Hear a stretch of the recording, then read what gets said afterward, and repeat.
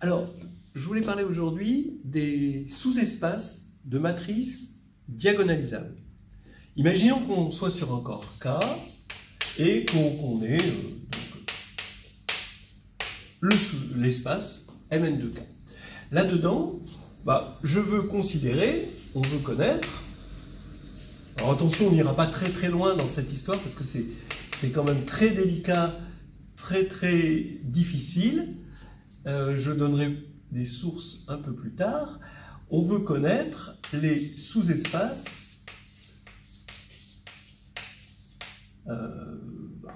V de Mn de K constitués de matrices toutes diagonalisables. Bon, si on est en dimension 1, il n'y a pas de problème, mais déjà en dimension 2, il va commencer à y avoir des problèmes. Alors, la première situation, alors d'abord, vous pouvez regarder, il y a l'épreuve d'écrit MG 2009 qui parle de ça, donc Madjene 2009, l'épreuve à l'agrégation externe de mathématiques, et qui traite le sujet. Vous allez voir que c'est difficile, ça dépend drastiquement de n, ça dépend drastiquement du corps. Mais je vais faire juste quelques petites remarques.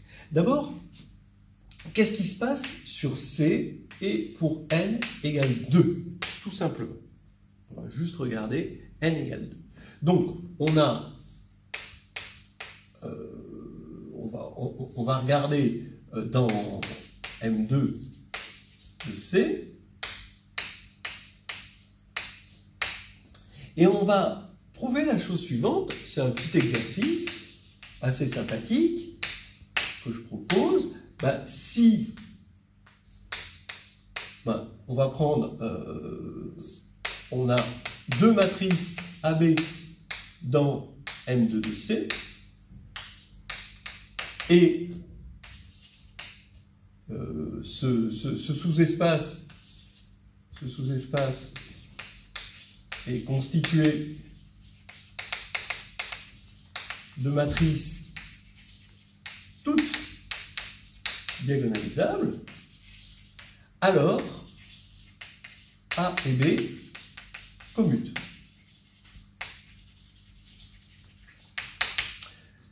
Et sont diagonalisables, évidemment. Ça, c'est juste pour avoir la réciproque.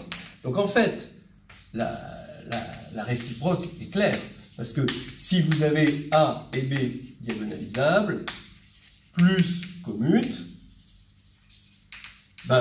il y a diagonalisation simultanée, codiagonalisation.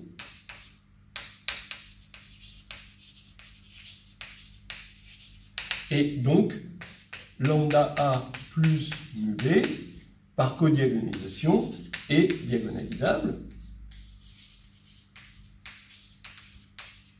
Parce qu'on va avoir une matrice de passage commune pour A et B, et P lambda A plus mu B P moins 1, ça va être à lambda, diagonale de A, plus mu, diagonale de B, et ça va être diagonale.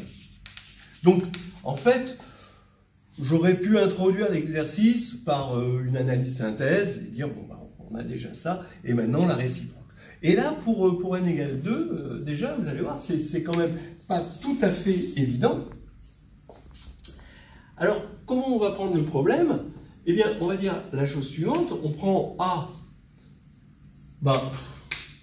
puisque A est diagonalisable, on peut transformer A, en fait, en P, A, P-1 égale dA. C'est-à-dire que qu'est-ce que je fais, en fait? Si j'appelle V égale le sous-espace engendré par B, eh bien, je regarde P, V, P-1, donc l'ensemble des matrices P, C, P-1 quand C parcourt le sous-espace engendré par A et B, Et je dis que j'ai un sous-espace ici diagonalisable, je vais appeler ça un sous-espace diagonalisable quand toutes les matrices sont diagonalisables, si et seulement si ça c'est diagonalisable, parce que la diagonalisabilité ne dépend pas, est stable par conjugaison. Et je veux montrer que A et B commutent, oui, mais A et B commutent si et seulement si P A P-1 et P B P-1 commutent. Donc finalement, on est bien dans quelque chose qui est une problématique qui est stable par conjugaison. Donc, on peut conjuguer et se ramène ainsi au cas où A est diagonale. Maintenant, deuxième procédé. Transformer A en C plus lambda identité. Toujours pareil. Si lui est diagonalisable, alors lui est diagonalisable. Puisque lui est diagonalisable dans toutes les bases, ça commute, donc il y a co-diagonalisabilité, donc pas de problème. De plus, A et B commutent, si et seulement si A plus lambda identité commute avec B plus lambda identité. Donc ça pose aucun problème. Ce qui veut dire qu'on se ramène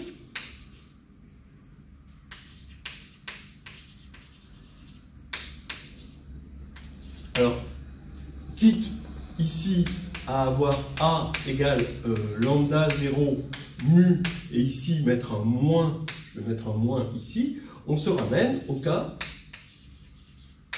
où A est égal à 0, 0, 0, mu. Maintenant, le sous-espace engendré par A, si mu égale 0, bien sûr, hein, si mu égale 0, il n'y a plus de problème, parce que là, on a 0, on est en dimension 1, et donc la commutation ne pose aucun problème, ça commute avec 0. Donc, si mu est différent de 0, c'est engendré par le fait d'être engendré par A, je change de générateur, je peux poser A égale 0, 0, 1. Donc, maintenant, je sais que, donc on sait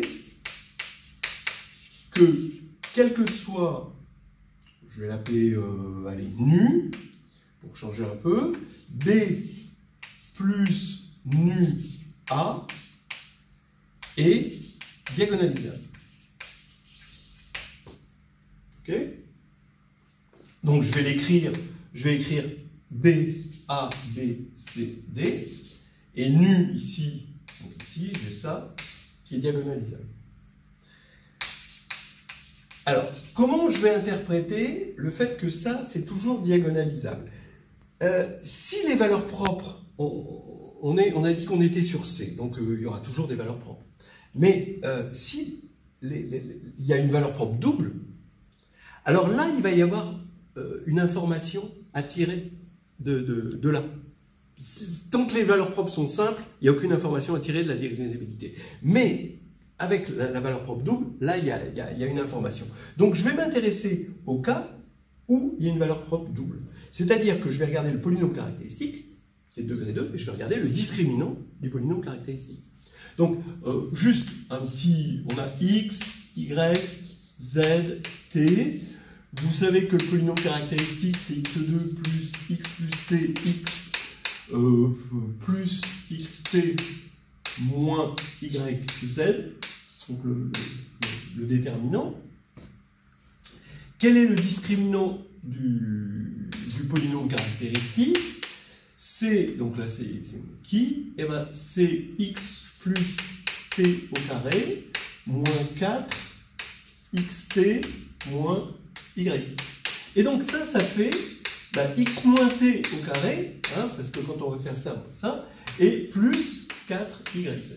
Voilà, ça c'est presque une formule assez classique. C'est surtout ce petit twist de fin là qui est sympa, où on a ça qui va donner ça. Voilà. Et bref, le discriminant du polynôme caractéristique de B plus qui A, bah, ça va être quoi? Ça va être ici x moins t. Donc on va avoir a moins d moins nu au carré. Ok. Moins 4 bc. Voilà. Alors, bah, qu'est-ce qui se passe?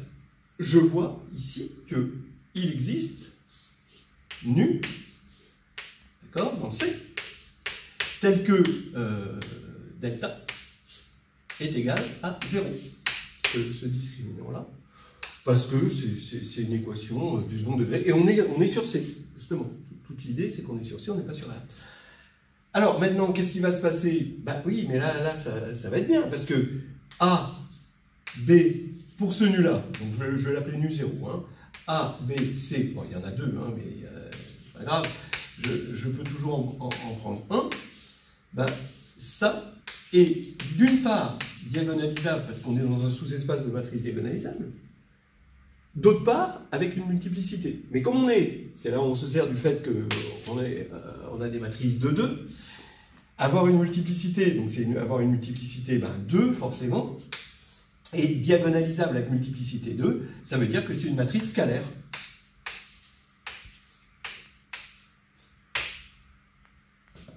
Voilà. K étant justement la valeur propre double. Et donc ça veut dire quoi? Là, je suis en train de dire que B plus nu A est égal à K2, donc A et B communes.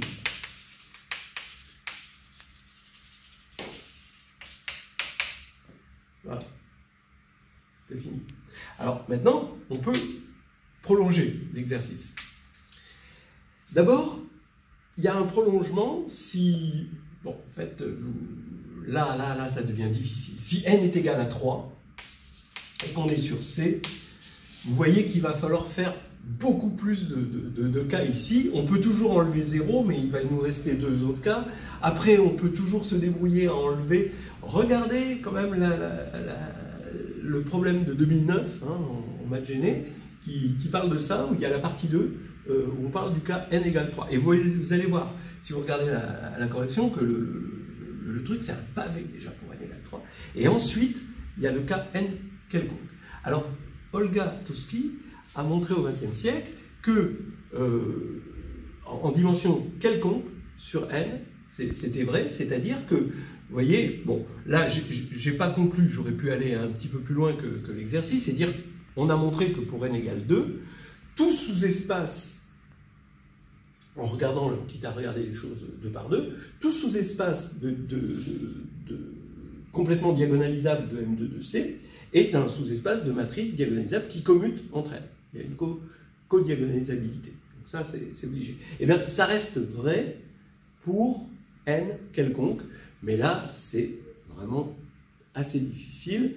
Il y a d'une part des résultats d'Olga Toski, il y a ce problème de maths gêné, mais il y a aussi les travaux de notre collègue Clément Seguin de Seguin-Pazis, qui a écrit beaucoup là-dessus, et qui a une jolie thématique sur des sous-espaces de matrices, que ce soit vectorielle ou affine, qui possèdent une certaine propriété, que ce soit une propriété de rang, une propriété de spectre, une propriété de stabilité, une propriété, là, de diagonalisabilité ou de nilpotence. J'ai fait aussi sur cette chaîne pas mal de choses sur le rang avec les théorèmes de Flanders, les problèmes de nilpotence avec les théorèmes de Gerstenhaber, et donc vous pouvez regarder un petit peu cette thématique. C'est une très très jolie thématique qu'on peut s'approprier.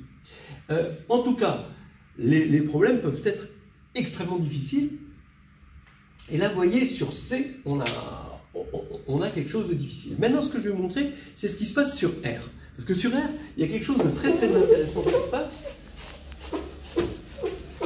que vous allez vite comprendre, mais qui est... bon, il fallait y penser, quoi. Hein.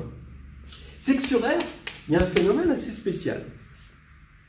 Alors, vous voyez qu'on a montré que sur C, finalement, pour M2, mais je vous dis, en tout cas, je vous annonce ce résultat, un sous-espace V, ici, de matrice strictement...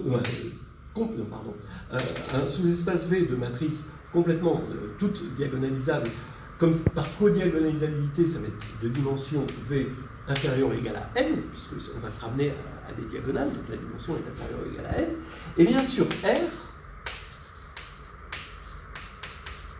dim de B, peut être égal, il existe un V où la dimension c'est n plus 1 sur 2. Donc vous voyez le truc, la transcendance. Déjà, rien que pour n égale 2, donc on va avoir un sous-espace de dimension 3. Bah oui, lequel? Vous le savez, c'est l'espace des matrices symétriques, réelles. Il est de dimension n plus 1 sur 2, et tout est diagonalisable. C'est le théorème spectral, le fameux théorème spectral. Donc vous voyez comment cette problématique dépend drastiquement, mais drastiquement, du corps. On est passé du corps C au corps R, et là, sur R, tout d'un coup, ça explose. Donc vous voyez cette instabilité par rapport à la dépendance du corps. Mais on peut dire que pour tout cas,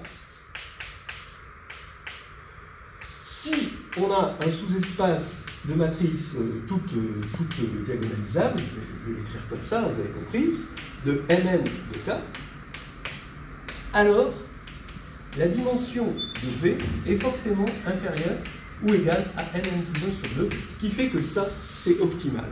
Et ça, vous allez voir, la preuve est extrêmement simple. Vous regardez le sous-espace T des matrices strictement triangulaires supérieures, eh bien, la dimension sur K de T est égale à N-1 sur 2, qui est égale à N2, la dimension des matrices, moins cette dimension N plus 1 sur 2. Voilà. Donc maintenant, V, comme c'est constitué de matrices qui sont toutes diagonalisables, inter-T, ben, qu'est-ce qu'on peut dire de V inter-T? Ben, forcément, ça c'est nilpotent. Donc c'est à la fois diagonalisable et nilpotent. Et on connaît la décomposition de Dunford, qui va nous dire tout simplement que c'est l'unicité dans la décomposition de Dunford, que diagonalisable et nilpotent, c'est nul. On peut le dire autrement, on peut dire que si c'est diagonalisable et nilpotent, alors que les valeurs propres sont toutes nulles, donc c'est semblable à 0, donc c'est nul. C'est encore plus simple comme ça, sans évoquer Dunford. Donc, d'après Grassmann, eh bien, la dimension de V est bien inférieure à N plus 1 sur 2. Voilà. Et donc ça, c'est quelque chose d'optimal. Maintenant, la question en suspens, c'est est-ce qu'on a des corps à part R où cette optimisation est réalisée? Voilà, on en restera là.